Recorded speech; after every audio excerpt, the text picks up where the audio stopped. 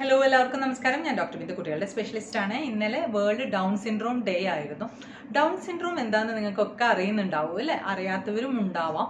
അപ്പോൾ അവരുടെയും കൂടി അറിവിലേക്ക് വേണ്ടിയാണ് നമ്മളെല്ലാവരും അറിഞ്ഞിരിക്കേണ്ട ഒരു കണ്ടീഷനാണ്.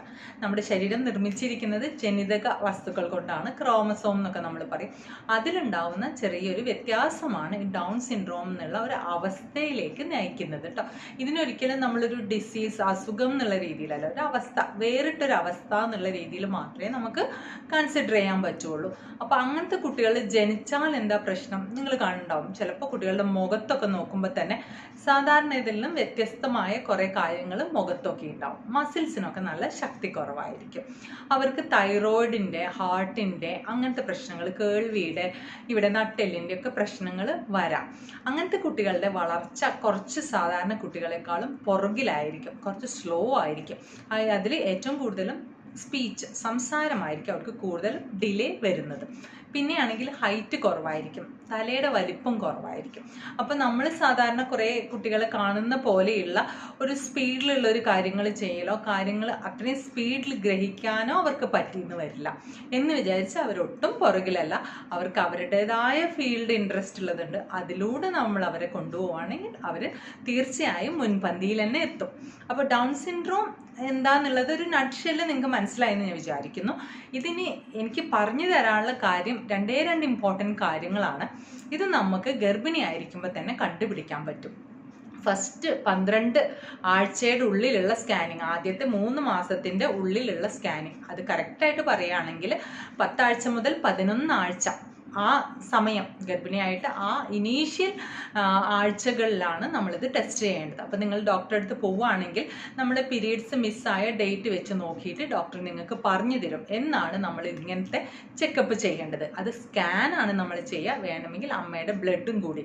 അപ്പോൾ അമ്മയുടെ ഗർഭത്തിൻ്റെ സ്കാനും ബ്ലഡും കൂടി ചെക്ക് ചെയ്ത് കഴിഞ്ഞാൽ നമുക്ക് ഓൾമോസ്റ്റ് കുറച്ച് കാര്യങ്ങൾ, അതായത് ഒരു 90% നമുക്ക് കാര്യങ്ങൾ മനസ്സിലാക്കാൻ പറ്റും. ഈ കുട്ടി ഡൗൺ സിൻഡ്രോം ഉള്ളതാണോ ഇല്ലയോ എന്ന്. പിന്നീടുള്ള കാര്യങ്ങൾ പാരൻസ്, കപ്പിൾസിന് തീരുമാനിക്കാവുന്നതേ ഉള്ളൂ. ഇതൊന്നും ചെയ്യാതെ നമ്മൾ ചിലപ്പോൾ 4 മാസം 5 മാസത്തിലൊക്കെ സ്കാൻ എടുത്തിട്ടുണ്ടാവും. അതിലൊന്നും ഇതത്ര കണ്ടുപിടിക്കാൻ പറ്റില്ല. ബാക്കി അവയവങ്ങളൊക്കെ വളർന്നു വരുമ്പോൾ കൂടുതലായിട്ട് അത് സാധാരണ സ്കാനിലൂടെ കണ്ടുപിടിക്കാൻ പറ്റില്ല. ആ സമയത്തൊക്കെ കണ്ടുപിടിക്കണമെങ്കിൽ ഗർഭപാത്രത്തിലേക്ക് ഒരു സൂചി ഇറക്കി ആ നീരെടുത്ത് ടെസ്റ്റ് ചെയ്തിട്ടൊക്കെ അയക്കണം. അത് കുറച്ച് കോംപ്ലിക്കേറ്റഡ് പ്രോസസ്സ് ആയതുകൊണ്ട് തന്നെ എൻ്റെ ഒരു അഡ്വൈസ്, ഇത് കേൾക്കുന്ന എല്ലാവരും, നിങ്ങൾ എത്ര വയസ്സോ എന്തോ ആയിക്കോട്ടെ, പ്രായമോ എവിടെ നിൽക്കുന്ന ആൾക്കാരോ ആയിക്കോട്ടെ, നിങ്ങൾ പ്രഗ്നൻ്റ് ആയി എന്നുണ്ടെങ്കിൽ ഫസ്റ്റ് 3 മന്ത്സിൻ്റെ ഉള്ളിൽ തന്നെ, അതായത് പ്രഗ്നൻസിയുടെ ഫസ്റ്റ് 3 മന്ത്സിൻ്റെ ഉള്ളിൽ തന്നെ ഈ ഒരു ടെസ്റ്റ്, ഡൗൺ സിൻഡ്രോമിൻ്റെ സ്ക്രീനിങ് ടെസ്റ്റ് എന്ന് പറയും, നിങ്ങളുടെ ഗൈനക്കോളജിസ്റ്റിനോട് ചോദിക്കണം.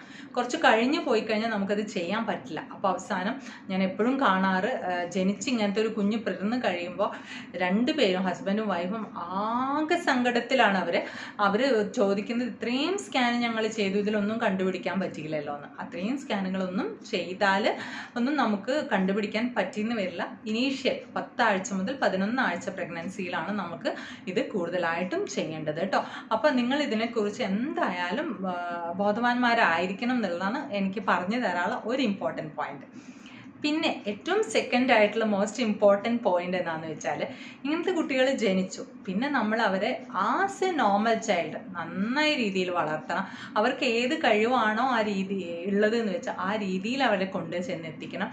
സെപ്പറേറ്റ് ഒരു സ്പെഷ്യൽ സ്കൂളിലോ ഒന്നും അവരെ കൊണ്ടുവിടാതെ, ഇപ്പോഴത്തെ സ്റ്റേറ്റ്മെൻറ്റ് എങ്ങനെയാണെന്ന് വെച്ചാൽ, നോർമൽ സ്കൂളിൽ ബാക്കി ഇൻക്ലൂസീവ് എഡ്യൂക്കേഷനാണ്, ബാക്കി കുട്ടികളുടെ കൂടെ അവരെ എഡ്യൂക്കേഷന് വിടണം. അപ്പം നമ്മൾ എന്ത് ചെയ്യണം, ബാക്കി കുട്ടികളെയും കൂടി നമ്മൾ പറഞ്ഞ് മനസ്സിലാക്കണം. ഇങ്ങനെ ഒരു കുട്ടി ഉണ്ടെങ്കിൽ ആ കുട്ടിയെ നിങ്ങൾ ഒറ്റപ്പെടുത്താനോ വേർപ്പെടുത്താനോ ഒന്നും പാടില്ല, കൂട്ടത്തിൽ ചേർത്ത് നിർത്തി കൂടെ കൊണ്ടുപോകണം എന്ന് പറയാം. അതുപോലെ തന്നെ നമ്മൾ പുറത്ത് പോകുമ്പോൾ ഇങ്ങനെ ഒരു കുട്ടീനെ കൊണ്ടൊരു പാരന്റ് വരുവാണെങ്കിൽ നിങ്ങൾ എന്താണ് ചെയ്യേണ്ടതെന്ന് വെച്ചാൽ, ഒരിക്കലും അവരെ ഇങ്ങനെ കൗതുകത്തോടെയോ അല്ലെങ്കിൽ അത്ഭുതത്തോടെയോ അല്ലെങ്കിൽ ഒരു സംശയത്തോടെയോ ഒന്നും നോക്കാതിരിക്കുക, തുറിച്ച് നോക്കാതിരിക്കുക. അത് വളരെയധികം ആ പാരൻസിനും ആ കുട്ടിക്കൊക്കെ ബുദ്ധിമുട്ടാവുന്നതാണ്. നിങ്ങൾ നോർമൽ കുട്ടികളെ എങ്ങനെയാണ് കാണുമ്പോൾ, കുട്ടികളോട് ചിരിക്കും, ചിരിക്കുമായിരിക്കും. അങ്ങനെ ചിരിക്കട്ടെ അല്ലേ, ആ ചിരി അവരിലേക്കും പടരട്ടെ, പാരൻസിലേക്കും പടരട്ടെ. അവർ വേറിട്ട് കാണാതിരിക്കുക, അവരും നമ്മളിൽ ഒരാളാണെന്നുള്ള ബോധം നമ്മൾ നമ്മുടെ കുട്ടികൾക്കും വളർത്തിയെടുക്കാം, നമ്മുടെ ഉള്ളിലും വളർത്തിയെടുക്കാൻ നോക്കാം. So A good day. ഇനി ഇതിൽ എന്തെങ്കിലും സംശയങ്ങൾ ഉണ്ടെങ്കിൽ, വീഡിയോ നീണ്ടു പോകാണ്ടിരിക്കാൻ ഞാൻ ഷോർട്ടാക്കിയതാണ്, എന്തെങ്കിലും ഉണ്ടെങ്കിൽ ചോദിക്കും, നമുക്ക് ഡിസ്കസ് ചെയ്യാം. Bye and take care.